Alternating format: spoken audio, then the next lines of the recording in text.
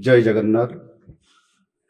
भारतर महामहिम राष्ट्रपति माननीय श्रीमती द्रौपदी मुर्मू जी, माननीय राज्यपाल डॉक्टर हरिबाबू कुंभमपाटी महोदय, माननीय बाचस्पति श्रीमती शर्मापाड़ी महोदया, माननीय उपबाचस्पति श्री भवानी शंकर भई महोदय, माननीय विरोधी दल नेता श्री नवीन पट्टनायक महोदय, एठारे उपस्थित मंत्रिमंडल माननीय सदस्य और सदस्यगण, ओडिशा विधानसभा माननीय सदस्य और सदस्यगण, माननीय केंद्र आदिवासी व्यापार कल्याण व्यापार मंत्री श्री जुएल राम महोदय,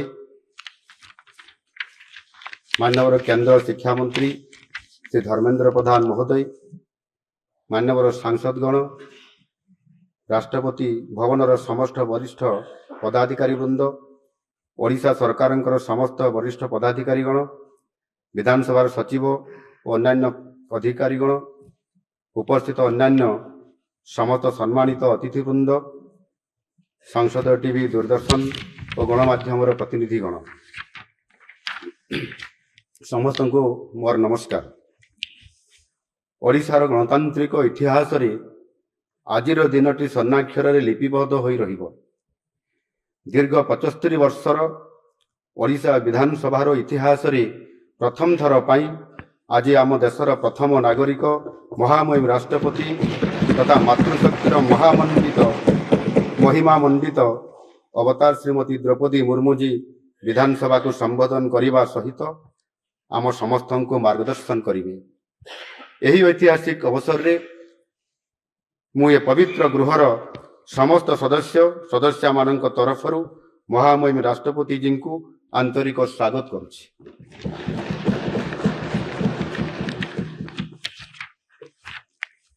तांकर सक्रिय उपस्थिति आम पई उत्साह, आंतरिकता और नुआ विश्वासर महोत्सव। देशर सौभाग्य कि तांको परि अग्नि विजयी महिषी महिला आज देशर सर्वोच्च आसन रे अलंकृता। आम पई गौरवर विषय महामहिम राष्ट्रपति श्रीमती द्रौपदी मुर्मू जी आम विधानसभा तांकर सक्रिय राजनैतिक जीवन आरंभ करथिले। से निजर कठोर अध्यवसाय और त्याग फल देशर सर्वोच्च स्थान अलंकृत करिसंती। आम पई यह शिक्षणीय, से ना निज जन्मभूमि को भूलिछंती ना निजर कर्मभूमि को। निज जन्मभूमि मयूरभंजर विकास पई तांकर अतुलनीय अवदान अछि। आज तांकर प्रथम कर्मभूमि को परिदर्शन करी से समाज को यही वार्ता देइछंती जे मनीष जेते बड़ हेले सुधा निजर जन्मभूमि एवं प्रथम कर्मभूमि को भूलिबा उचित नुहे। निजर माँ माटी को आद्य भूलिबा उचित नुहे।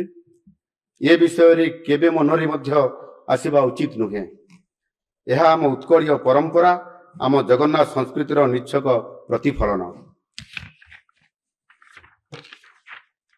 माननीय राष्ट्रपति जी मयूरभंज जिलार एक अनामधेय आदिवासी पल्ली उपरबेड़ा ग्रामर एक साधारण सांताली परिवार रे जन्मग्रहण करी समस्त ढलझंझा सत्ते आपण केबे भी जीवन रे हार मानि नाहंती। आपण झारखंड राज्यर राज्यपाल थिबा बेले सेप्टेम्बर 2016 मसीह भुवनेश्वर रे एक अंतरराष्ट्रीय सम्मिलन रे मुख्य अतिथि भावे निज अभिभाषण रखिबा अवसर रे उपस्थित श्रोता मंडली को निज जीवन संग्राम विषय रे कहिथिले। मोर मने अछि आपण कहिथिले किपरि भावे स्कूल रे पढ़िला बेले रोषेई करिबा पई प्रतिकूल परिस्थिति रे भी जंगल रे रोषेई करिबा पई काठ संग्रह करुथिले।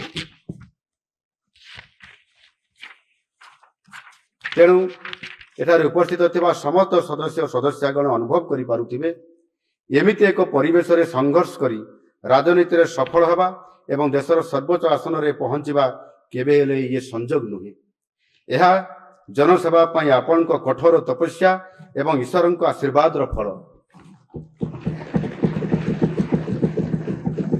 आपण तमाम धड़झंझा और संघर्षर जौघर भितरु विजयी होई बाहरी छंती। प्रतिकूलतार अमा अंधार भितरे आशा, विश्वास और प्रतिबद्धतार दीपशिखा होई जीवनर जयगान करिसंती। आज दिन में दलमत निर्विशेष ये पवित्र गृहर प्रत्येक सदस्य और सदस्या यह मुक्त कंठरे निश्चय स्वीकार करेंगे।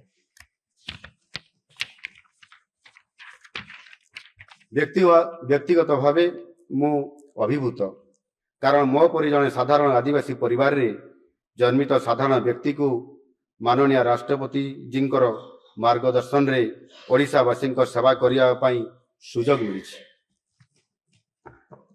ओडिशा परि राज्य जेउठारे प्राय 1/4 जनसंख्या होउचंती जनजाति संप्रदायर, सेही संप्रदायर देशर कनिष्ठतम राष्ट्रपति तथा प्रथम नागरिक भावे सेवा करिवा पई माननीय श्रीमती द्रौपदी मुर्मू जी को सुजोग मिली एवं राज्यर सेवा करिवा पई मुख्य सेवक भावे मते मध्य सुजोग मिली।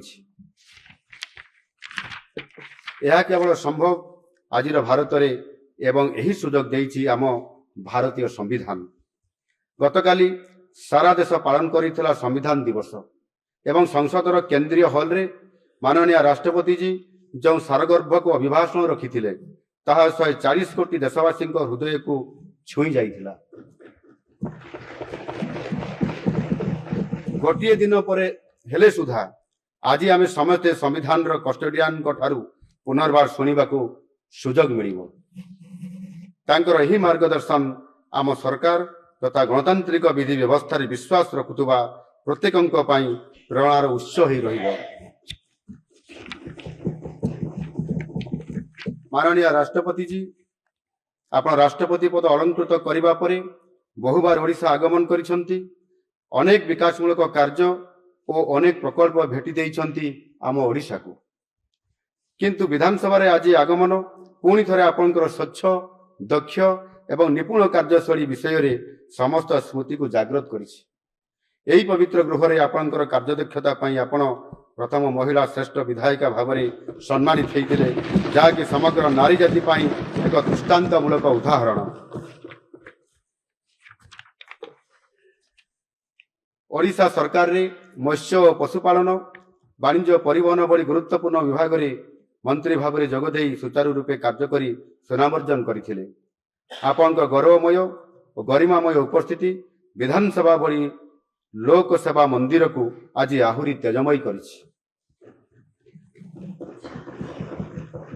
आपनकर नीतिनिष्ठ कार्य और उत्सर्गीकृत समाज सेवा पाई आपण झारखंड प्रथम आदिवासी महिला राज्यपाल भाव में 2015 रु 2021 पर्यंत अधिष्ठित होइथिले। आपनकर कार्यकाल सही राज्यर इतिहास रे सबुठारु दीर्घतम किंवदंती होई रहिछि। विधायक, मंत्री, राज्यपाल एवं वर्तमान राष्ट्रपति भावे आपण जो भूमिका निभेइछंती ता अन्य मानक पई अनन्य उदाहरण। सार्वजनीन एवं राजनैतिक जीवन में आपणकर पदांक समस्तंक पई अनुकरणीय। माननीय राष्ट्रपति जी आपणकर मार्गदर्शन एवं यशस्वी प्रधानमंत्री माननीय श्री नरेंद्र मोदी जी मंत्र सबका साथ, सबका विकास, सबका विश्वास और सबका प्रयास सहित आम सरकार 4.5 कोटी ओडिशावासी सेवा करि आसुछि। आम सरकार ओडिशार प्रत्येक वर्ग जेपरिक महिला, अन्नदाता, युव, गरीब, अनुसूचित जाति एवं जनजाति उत्सर्गीकृत भाव कार्य करुछि एवं आपणकर मार्गदर्शन रे आगु को मध्य यह जारी रहिबो। अल्प दिनर शासन रे आम सरकार लोकं को स्वच्छ, निर्मल, दक्ष और प्रगतिशील शासन प्रदान करि आसुछि। सरकार और लोकं भितरे थिबा प्रतिबंधक को भांगी सरकार को लोकं निकटतर करिछु। सेथिपाई आम सरकार को साधारण जनता लोकं सरकार आख्या देइछंती एवं तांकर मुख्य सेवकं को लोकं मुख्यमंत्री भावे अभिहित करिछंती। माननीय राष्ट्रपति जी आज आपण अभिभाषण केवल यही पवित्र गृहर नीति आदर्श को केवल मार्गदर्शन करिबो नहीं, बरं 4.5 कोटी ओडियांकर अदम्य भावना को प्रोत्साहित करिबो। शांति, मैत्री, समता और सद्भावना को नहीं एकतार मंत्र रे चिरस्थायी भाव में समृद्ध ओडिशा और विकसित ओडिशा गठन करि पारिबो ये विश्वास आम मानकर अछि। आपणकर सारगर्भ को अभिभाषण 2036 मसीहा 2036 मसीहा सुधा समृद्ध ओडिशा गठन एवं 2047 मसीहा सुधा विकसित भारत गठन दिगरे ओडिशार अवदान पाई आमको मार्गदर्शन करिवो। आज पवित्र दिन रे मोर प्रार्थना महाप्रभु श्री जगन्नाथ दिव्य कृपा आंभ मान पथ प्रदर्शन करुथाउ। समस्त को अशेष अशेष धन्यवाद। जय हिंद, वंदे उत्कल जननी।